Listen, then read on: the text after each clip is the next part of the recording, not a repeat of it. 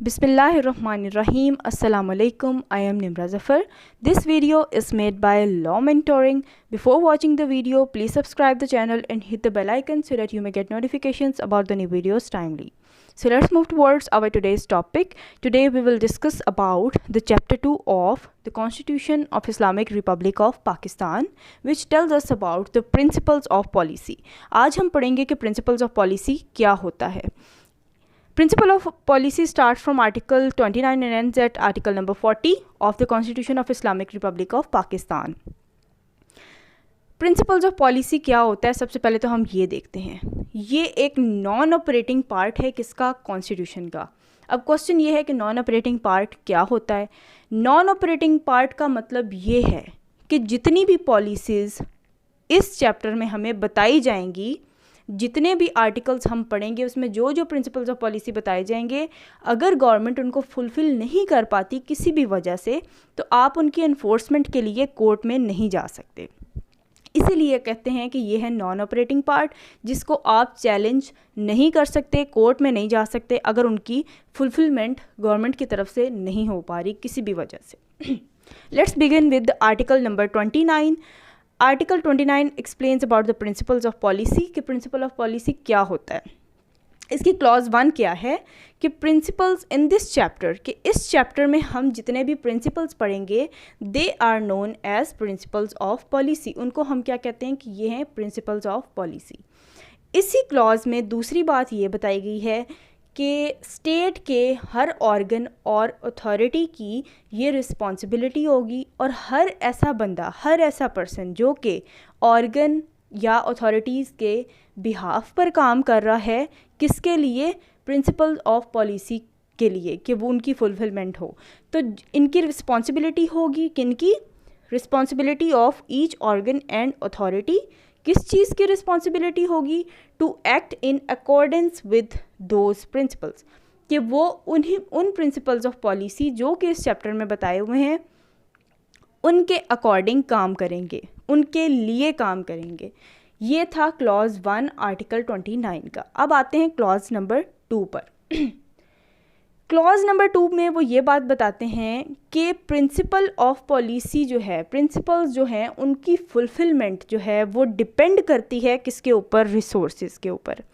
अगर कोई भी प्रिंसिपल्स ऑफ पॉलिसी है, कोई पॉलिसी बनी हुई है, उसकी आपने फुलफिलमेंट करनी है, गवर्नमेंट ने उसकी फुलफिलमेंट करनी है, तो उसके लिए किस चीज़ को देखा जाएगा, रिसोर्सेज को देखा जाएगा कि आया उस चीज़ को पूरा करने के लिए, उस पॉलिसी पर काम करने के लिए रिसोर्सेज मौजूद हैं या नहीं मौजूद हैं. तो अवेलेबिलिटी ऑफ रिसोर्सेज जो है वो देखेगी गवर्नमेंट पहले किस चीज़ के लिए, for the observance of any principal.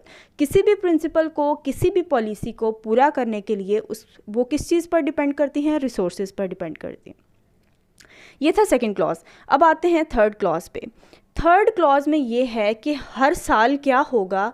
अब प्रेसिडेंट जो है वो हेड ऑफ स्टेट होता है, ठीक है. प्रेसिडेंट फेडरेशन को और गवर्नर जो है वो अपने सूबे को, ठीक है, और वो क्या करेंगे दोनों के रिपोर्ट एक भेजेंगे. किस चीज़ की रिपोर्ट, जिसमें वो डिस्कशन करेंगे. किस चीज़ के बारे में डिस्कशन करेंगे कि किस हद तक इम्प्लीमेंटेशन हुई है प्रिंसिपल्स ऑफ पॉलिसी की. जितनी पॉलिसीज़ बनाई गई थी एक साल में, उसको किस हद तक इम्प्लीमेंट किया गया है, उन पर किस हद तक काम किया गया है, इस चीज़ की डिस्कशन होगी. कब होगी, जब प्रेसिडेंट फेडरेशन में, मतलब कि पार्लियामेंट में रिपोर्ट भेजेगा, और गवर्नर अपने प्रोविंस में, मतलब प्रोविंशियल असेंबली में अपनी रिपोर्ट भेजेगा. ये अपने प्रोविंस की रिपोर्ट भेजेगा, और ये प्रेसिडेंट जो है फेडरेशन की रिपोर्ट पूरी, जिसमें 4 के 4 सूबे आ जाएंगे, उसकी रिपोर्ट भेजेगा पार्लियामेंट में. उस रिपोर्ट पर डिस्कशन की जाएगी कि किस हद तक इम्प्लीमेंटेशन हुई है प्रिंसिपल्स ऑफ पॉलिसी की. ये था आर्टिकल नंबर 29. अब हम पढ़ते हैं article number 30. Next is article number 30. Article 30 is about the responsibility with respect to principles of policy. अब इसमें क्या उन्होंने बताया हुआ है कि रिस्पॉन्सिबिलिटी किसकी है और क्या रिस्पॉन्सिबिलिटी है regarding what, regarding the principles of policy, के प्रिंसिपल्स ऑफ पॉलिसी के हवाले से कौन से पर्सन की क्या रिस्पॉन्सिबिलिटी है। तो इसका क्लॉज 1 हमें बताता है कि रिस्पॉन्सिबिलिटी किस चीज़ की, कि जो भी स्टेट के कंसर्न्ड पर्सन्स हैं, ऑर्गन्स हैं या अथॉरिटी जो भी है, क्या वो इन accordance with principle of policy काम कर रहे हैं या नहीं। ये रिस्पॉन्सिबिलिटी है किसकी, कंसर्न्ड पर्सन की, और उन्होंने ये बात चेक करनी है, जिनका ये काम है कि वो प्रिंसिपल्स ऑफ पॉलिसी के जो है ऊपर काम करें, उन्हीं का ये काम है कि क्या वो ये भी चेक करें कि क्या काम हो भी रहा है या नहीं हो रहा। सेकेंड क्लॉज क्या कहती है कि validity of an action shall not be called in question, कि जो प्रिंसिपल्स ऑफ पॉलिसी है उसको, उस पर कोई सवाल नहीं उठाया जा सकता, आप उसे चैलेंज नहीं कर सकते उसकी वैलिडिटी को, कि क्या ये accordance with the principles of policy हैं या नहीं। ठीक है, आप इन ग्राउंड्स पर कोर्ट में नहीं जा सकते, ये चैलेंज नहीं कर सकते कि ये जनाब जो भी प्रिंसिपल्स ऑफ पॉलिसी है या जो भी प्रिंसिपल है वो जनाब प्रिंसिपल्स ऑफ पॉलिसी के अकॉर्डिंग काम नहीं हुआ, आप इस चीज़ को चैलेंज नहीं कर सकते। और इसी क्लॉज में एक और बात बताई है उन्होंने कि नो एक्शन अगेंस्ट स्टेट, कि स्टेट के अगेंस्ट कोई एक्शन नहीं लिया जा सकता, सिर्फ इसी बात की बेस पर कि जनाब आपने प्रिंसिपल्स ऑफ पॉलिसी पे काम नहीं किया, या ये जो बात आपने कही थी ये पूरी नहीं हुई। ठीक है, सिर्फ इसीलिए क्योंकि ये नॉन ऑपरेटिंग पार्ट है, इसको आप चैलेंज नहीं कर सकते, स्टेट को आप स्टेट के अगेंस्ट आप एक्शन नहीं ले सकते। और यही आर्टिकल 30 का क्लॉज 2 है जो इसको नॉन ऑपरेटिंग बनाता है। अब हम पढ़ते हैं आर्टिकल नंबर 31 के बारे में। ओके, अब तक हमने पढ़ा प्रिंसिपल्स ऑफ पॉलिसी क्या होता है और रिस्पॉन्सिबिलिटी किस किस की है कि वो प्रिंसिपल्स ऑफ पॉलिसी के अकॉर्डिंग काम करें। ये हम लोगों ने पढ़ा आर्टिकल नंबर 30 तक। अब हम 31 से स्टार्ट करेंगे और ये पढ़ेंगे कि वो प्रिंसिपल्स ऑफ पॉलिसी हैं कौन कौन से, वो कौन सी ऐसी पॉलिसीज़ हैं। अब स्टार्ट करते हैं आर्टिकल नंबर 31 से। इस्लामिक वे ऑफ लाइफ, सबसे पहली पॉलिसी है इस्लामिक वे ऑफ लाइफ, जिसमें क्लॉज 1 ये है कि गवर्नमेंट जो है वो स्टेप्स लेगी। कौन से steps? Shall be taken to enable Muslims of Pakistan to understand meaning of life according to Quran and Sunnah। इसका मतलब ये है कि वो क्लॉज 1 में बता रहे हैं कि गवर्नमेंट जो है, हमारी स्टेट जो है वो स्टेप्स लेगी, स्टेप इकदामात करेगी, किस लिए कि इस्लामिक वे ऑफ लाइफ को इम्प्रूव किया जाए, मतलब कि लोगों को, मुसलमानों को इनेबल किया जाए कि वो अंडरस्टैंड करें, कुरान और सुन्नत के हिसाब से अपनी ज़िंदगी गुजारें। ठीक है, ये था क्लॉज नंबर 1। अब क्लॉज नंबर 2 क्या है? क्लॉज 2 है स्टेट शेल इंडिवर। इंडिवर का क्या मतलब होता है कि कोशिश करेगी, स्टेट कोशिश करेगी किस चीज़ की? इन 3 चीज़ों की। ये 3 चीज़ें अब कौन कौन सी हैं? सबसे पहले है teaching of Quran and Islamiyat compulsory. एक तो स्कूलों में मतलब कुरान और इस्लामियात को कंपलसरी स्टडी बनाया जाए। उसके बाद है अरेबिक, उसके बाद learning of Arabic language to secure correct and exact printing and publishing of Quran.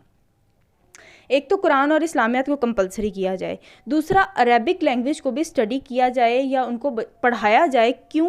उसका क्या पर्पस है?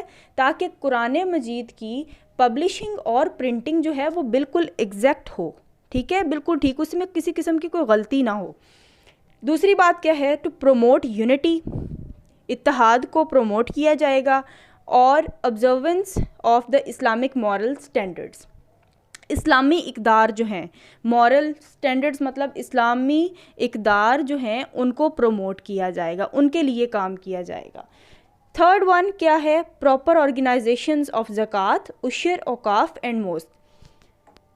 प्रॉपर ऑर्गेनाइजेशंस, तंजीमें बनाई जाएंगी, किस लिए? ताकि ज़कात के निज़ाम को बेहतर बनाया जा सके और उशर, औकाफ और मस्जिदें वगैरह बनाई जा सकें, या फिर ज़कात और उशर वगैरह के निज़ाम को बेहतर बनाया जा सके। इन सब के लिए ऑर्गेनाइजेशंस बनाई जाएंगी।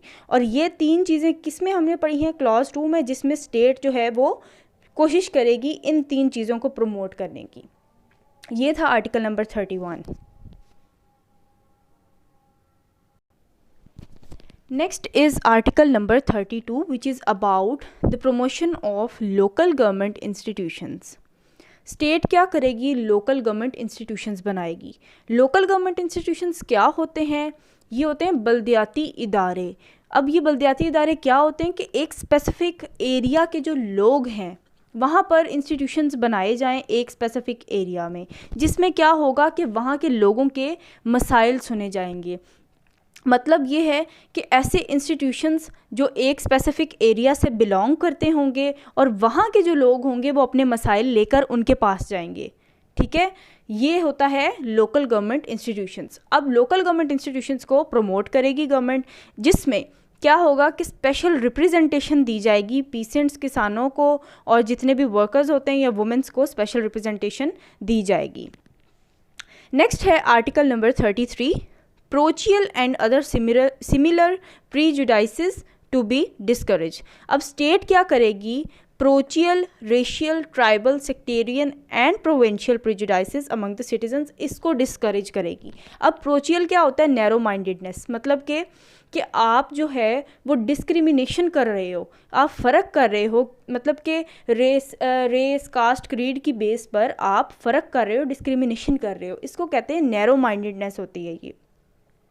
तो आप जो है किसी भी बेस पर डिस्क्रिमिनेशन नहीं करोगे सिटीजन्स के दरमियान में। मतलब अब जैसे कि रेशियल, मतलब रेस कास्ट क्रीड की बेस पर आप कोई भी डिस्क्रिमिनेशन किसी किस्म की नहीं होगी, बेशक वो सर्विसेज में हो या कि कोई जॉब कर रहा है लेकिन किसी दूसरे प्रोविंस से आया है, तो आप उसको कह रहे हो कि आप हमारे प्रोविंस के नहीं हो इसलिए हमने आपको जॉब पे नहीं रखना, तो इस तरह की डिस्क्रिमिनेशन नहीं होगी। मज़हब की बेस पे कोई डिस्क्रिमिनेशन नहीं होगी, कबीले की बेस पे नहीं होगी, ज़ात की बेस पर नहीं होगी। तो पाकिस्तान में जितने भी सिटीजन्स हैं वो कहीं पर भी जाकर जॉब्स कर सकते हैं। ठीक है, तो इस तरह पाकिस्तान के सिटीजन्स में जो है वो डिस्क्रिमिनेशन नहीं होनी चाहिए, इसको जो है डिस्करेज करेगी गवर्नमेंट हमारी। नेक्स्ट हम स्टडी करते हैं आर्टिकल नंबर 34 को। Next is article number 34 which is about the full participation of women in national life, कि औरतों को इजाज़त होगी कि फुली पार्टिसिपेट कर सकें नेशनल लाइफ में। नेशनल लाइफ से मतलब कि वो जॉब्स कर सकती हैं और इस चीज़ को गवर्नमेंट इंश्योर करेगी कि वो पार्टिसिपेट कर सकें, हर शोबे में पार्टिसिपेट कर सकें, जॉब्स कर सकें। इसीलिए जो है वो वुमेन्स जो है उनके लिए जो है वो उन्होंने कोटा भी फिक्स किया होता है अक्सर, कि अगर वो मेरिट पर नहीं आ रही तो फिर वो उस कोटा में जो रिज़र्व सीट्स हैं उनकी बेस पर उनको जॉब दी जाए। इसलिए ये जो गवर्नमेंट है वो इंश्योर करेगी participation of women in the national life. Next है article number 35, protection of family etcetera. ये जो है ये एक बहुत ही एक इन्होंने जनरल फॉर्म में ये एक लिखा हुआ है, प्रोटेक्शन ऑफ फैमिली। तो इसमें सिर्फ यही चीज़ें नहीं आ जाती, इसमें बहुत सारी और चीज़ें भी आती हैं। इस आर्टिकल को उन्होंने हर एस्पेक्ट से बताया है कि प्रोटेक्शन ऑफ फैमिली होगी हर एस्पेक्ट से, मतलब कल्चरल बेसिस से भी इन्होंने बताया हुआ है। प्रोटेक्शन ऑफ फैमिली होगी, हर सिटीज़न को प्रोटेक्ट किया जाएगा, बेशक वो जिस मर्ज़ी कास्ट का है, जिस मर्ज़ी रिलीजन का है, माइनॉरिटीज़ हैं या जो भी हैं, फैमिलीज़ को प्रोटेक्ट किया जाएगा। ये था आर्टिकल नंबर 35। नेक्स्ट लेक्चर में हम लोग ऑनवर्ड स्टडी करेंगे आर्टिकल्स को। So this was all about our today's lecture. Thanks for watching the video and if you like the video then don't forget to like, share and comment. Thank you so much.